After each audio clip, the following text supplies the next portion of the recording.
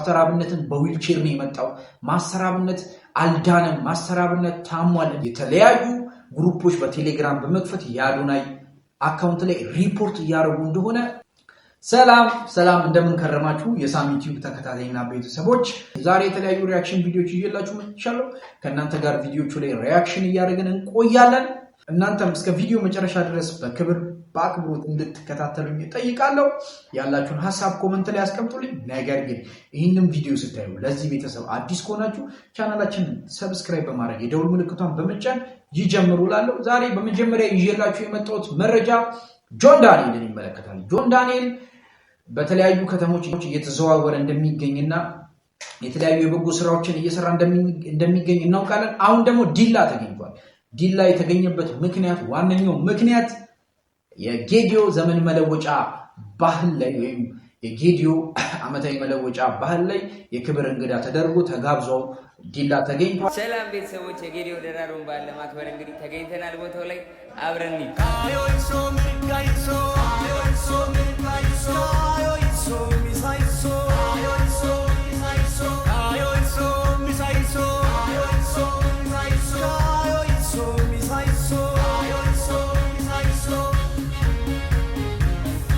ተገኝቷል። እንደምትመለከቱት ድንቅ ፍቅር ነው ዲላዎች ያሳዩት። ጌዲዮች በጣም ድንቅ ፍቅር ነው ያሳዩት። እዚህ ምስል ላይ እንደምትመለከቱት አስገራሚ አቀባበል ነበረ። ደግሞም በአባቶች ሲባረክ እንኳን በደህና መጣ ሲሉት እንመለከታለን። ጆን ዳንኤል ለበዓል ለማክበር የዲላን ዘመን መለወጫ የጌዲዮን ዘመን መለወጫ ለማክበር ዲላ ተገኝቷል። ሌላኛው በዚህ ሳምንት ቲክቶክ ላይ ሲዘዋወር ወይም ማህበራዊ ሚዲያ ሲዘዋወር የነበረው መረጃ አዶናይ አካውንቱ ዋርኒንግ ውስጥ ገብቶ ነበር ባለፈው ሳምንት። ነገር ግን እንዲህ ዋርኒንግ ውስጥ እንዲገባ ያደረገውን መረጃ አዶናይ በይፋ አውጥቶታል። የኔ ቪዲዮዎች በግሩፕ ሆናችሁ ሪፖርት በማድረግ ምን አይነት ጥቅም ነው የምታገኙት? ደርሼባችኋለሁ። ለምን ስነ ስርዓት አትይዙ? ለምንድን ነው የምትቀኑት? ለምንድን ነው እርር የምትሉት? ለምንድን ነው አንድ ሰው ጠንክሮ በየቀኑ ሲሰራ ውስጣችሁ ለምንድን ነው የሚደብራችሁ? ለምን ያ ሰውን ማበረታታት አትመርጡ? ለምንድን ነው ውድቀት የሚሰማችሁ? ለምን ጸበል አትሄዱ? ለምን መንፈሳችሁ አታክሙ? ለምን ከእግዚአብሔር ጋር አትቀርቡ? ለምን ከጥላቻ ፍቅርን አትመርጡ? ለምን ከቅናት ማበረታታትን አትመርጡ? ለምን አንድ ሰው ሲሳካለት እኮ ሞቲቬትድ መሆን ያለባችሁ፣ ኢንስፓየርድ መሆን ያለባችሁ። ያ ሰው ለመጎተት ትሞክራላችሁ። ከየት ሆናችሁ እየጎተታችሁት እንደሆነ ታውቃላችሁ። ግን ያ ሰው ከታች ሆናችሁ ነው። ከዛ ሰው እኩል ወይም በላይ ብትሆኑ ኖሮ በምንም ተአምር መጎተት አትችሉም። ከየት አምጥታችሁ? ከታች ያለ ሰው ነው የሚጎትተው። በግሩፕ ሆናችሁ ሪፖርት እያደረጋችሁ እንደሆነ ደርሶኛል። ለምን ስነ ስርዓት አትይዙ? እኔ የዋህና ግልጽ ስለሆንኩኝ ጅል አይደለሁኝም። ልንገራችሁ፣ ተንኮል አቅበታለሁ። መቀመር ከኔ በላይ አይችሉም። ልንገራችሁ፣ ሰው ሲሪየስሊ መቀመር እችልበታለሁ። እኔ በፍቅር በመረዳዳት በመተጋገዝ ሰው በማድነቅ በማበረታታት አምናለሁ።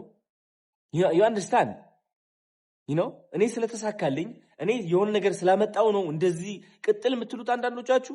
ለምን ስነ ስርዓት አትይዙም? ለምን እኔን ከምታወድቁ ለምን ራሳችሁን ከፍ አታደርጉም? ጀስት ቁጭ ብለን መገንዘብ አለብን። በግሩፕ ሆናችሁ በሺዎች የምትቆጠሩ ሰዎች ቴሌግራም ግሩፕ ውስጥ ሆናችሁ ሪፖርት እያደረጋችሁ ነው። ስነ ስርዓት ያዙ። ቢ ኬርፉል what you doing። እኔ ተስፋ የሚያስቆርጠኝ ሰው አይደለሁኝም።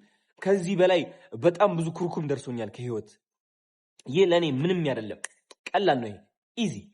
ይህ አካውንት ቢዘጋ ሌላ አካውንት ክሬት አድርጌ እመጣለሁ። በምንም ተአምር እኔ ተስፋ አልቆርጥም።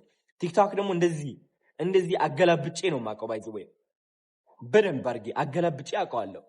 ኦኬ፣ አልጎሪዝሙን አውቀዋለሁ፣ መውጫ መግቢያውን አውቀዋለሁ። በስነ ስርዓት አድርጌ ለዘላለም ቫይራል መሆን የምችል ሰው ነኝ። የቲክቶክ ሳይሆን የዩቲዩብም አውቀዋለሁ፣ የኢንስታግራምም እንደዛው፣ የፌስቡክም እንደዛው። ግን ኢነርጂ ቲክቶክ ላይ ነው ስፔንድ ማድረገው።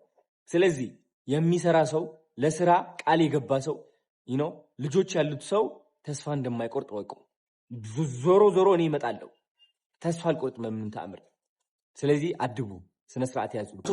የተለያዩ ግሩፖች በቴሌግራም በመክፈት የአዶናይ አካውንት ላይ ሪፖርት እያደረጉ እንደሆነ ከራሱ ከአዶናይ አንደበት ተናግሯል። አዶናይ ደግሞ በዚህም በጣም ቅር እንደተሰኘ፣ ለምን በስኬቱ ሰዎች እንደሚቀኑ ግራ እንደገባው አይተዋል። እኛም ግራ ገብቶናል። ለምን እንደዚህ? ምክንያቱም ብዙ የሚሳደቡ ብዙ ክፋት የሚሰሩ ቲክታከር ዩቲዩበሮች አሉ። ነገር ግን የነሱ አካውንት እያለ አዶናይ መልካም በሰራ አዶናይ ጥሩ በሰራ ለምን ተሳካለት በሚል የእሱን አካውንት ብዙ ሰዎች ሪፖርት እያደረጉ እንደሆነ ቴሌግራም አካውንት ከፍተው ሪፖርት እያስደረጉም እንደሆነ ሰምተናል። በዚህ ሳምንት ቲክቶክ ማህበራዊ ሚዲያ ሲበጠበጥ ነበር።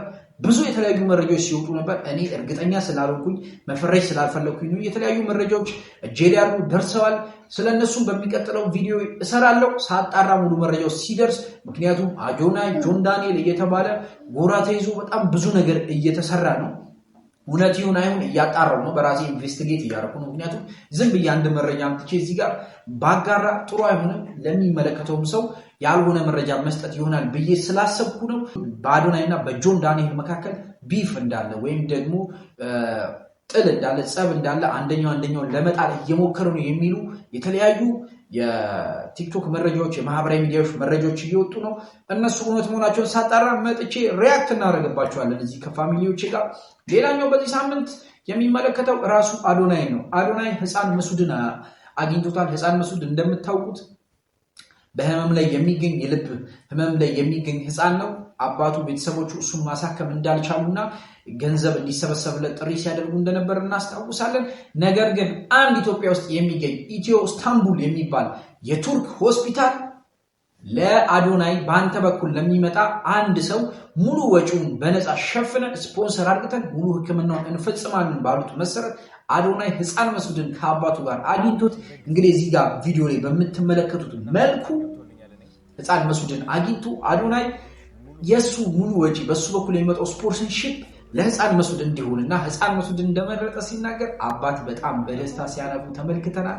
አዶናይ መልካምነት በጣም እየበዛብን ነው፣ እናመሰግናለን፣ በዚሁ ቀጥል።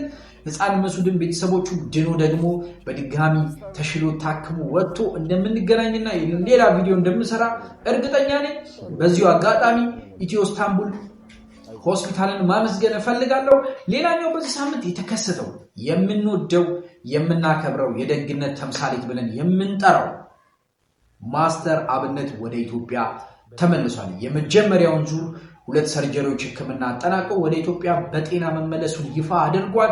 እንደምትመለከቱት ወዳጅ ዘመዶቹ፣ ጓደኞቹ፣ ቲክቶከሮች በተገኙበት የማህበራዊ ሚዲያ ኢንፍሉዌንሰር ተጽዕኖች በተገኙበት ተቀብለውት ወደ ኢትዮጵያ ገብቷል። ይሄ ለመላው ኢትዮጵያ ደስታን የሚፈጥር ነው። በተለያዩ ከተሞች እየተዘዋወረ መልካምነትን ሲሰራ የነበረ በጎነትን ሲሰራ የነበረ የምንወደው ማስተር አብነት በዚህ መልኩ ወደ ኢትዮጵያ ወደ አገሩ ተመልሷል። ወደ መልካም ስራውም እንደሚመለስ በቅርቡ ይፋ አድርጓል። ነገር ግን ህክምናውን እንዳልጨረሰና ተመላልሶ ክትትል እንደሚያደርግ አሳውቋል። ነገር ግን በራሱ መረጃ ይሄን የምትመለከቱትን ፎቶዎች እንግዲህ ቪዲዮ ላይ እንዳያችሁት ማስተር አብነትን በዊልቼር ነው የመጣው። ማስተር አብነት አልዳነም፣ ማስተር አብነት ታሟል፣ እንደዚህ ሆኖ እግሩ እንደዚህ ሰርጀሪ መራመድ አይችልም እያሉ የተለያዩ ዩቲዩብ አካውንት ወር ደግሞ የተለያዩ ማህበራዊ ሚዲያዎች ላይ ሲዘዋወሩ የነበሩ ፎቶዎች ናቸው። እንደዛ አለመሆኑንና በጤና ቆሞ እየተራመደ ወደ ሀገሩ መመለሱን ማስተር አብነት ይፋ አድርጓል። ይሄ ደግሞ ተገቢ አይደለም። ነገር ግን የኢትዮጵያ ህዝብን አመስግኗል። በጸሎት አብሮት ለነበሩት ጓደኞቹን አመስግኗል። እናንተም ደግሞ ድጋሚ ጸሎት እንድታደርጉለት እንድታስቡት አሁንም በድጋሚ ጠይቋል። ህክምናው ሙሉ ለሙሉ አልጨረሰም። ነገር ግን አሁን ጥሩ ጤንነት ላይ እንደሚገኝ አረጋግጠናል። እኛም ማስተር አብነት በመመለሱ ደስ ብሎናል። ደግሞ ፈጣሪ ብሎ ሙሉ ለሙሉ ተሽሎ ወደ ስራ ወደምትወደው መልካምነት በጎ ወደ ማድረግ እንደምትመለስ እናምናለን። እስካሁን ድረስ ከመጨረሻው ስለተከታተላችሁ አመሰግናለሁ። የዛሬ ሪአክሽን ቪዲዮዎች ይሄን ይመስላሉ። ከተመቻችሁ ቻናሌን ፎሎ ማድረግ እንዳይረሳ፣ ሼር፣ ሰብስክራይብ ማድረግ እንዳይረሳ። ከኔ ጋር መልካም ጊዜ እናሳልፋለን። እንደዚህ መልካም የሆኑ የሪአክሽን ቪዲዮዎችን እየሰራን እንቀጥላለን። በቀጣይ ቪዲዮ እስክንገናኝ ቸር